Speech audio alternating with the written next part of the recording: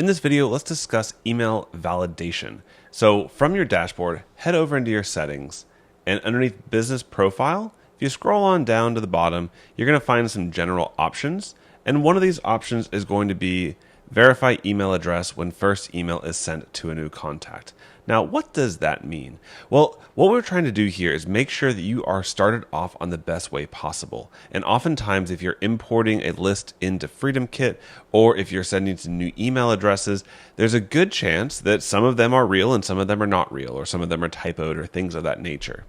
And so what we do to protect your sending reputation, especially for new accounts, is the first time you send an email to them, we're going to validate that it's a real email address before we send that first email. Now, this is an optional feature. You can always turn it off, and you can hit the update button down there to turn it off. But I want to make sure you understand why we have it on by default and what would happen if you don't have it on.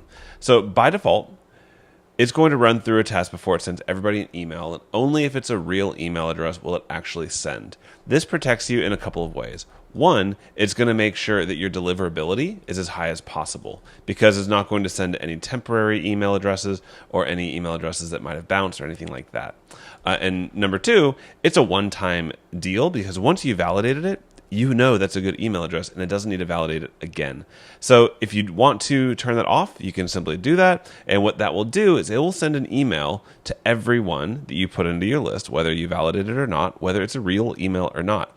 And so if it's a real email, no problem, you're off to the races. But if it's a bad email, that email will simply bounce, and our system will be smart enough to say, hey, that email bounced, don't send to them again. So I just don't love that option because I'd rather not have the bounce in the first place. I'd rather make sure all your emails go to their proper contacts the first time. So that's what that is. By the way, there is a standard pricing for that. Be sure to check on your little info box or check in your billing area to make sure you understand all of those ramifications because there's a cost for us for doing that.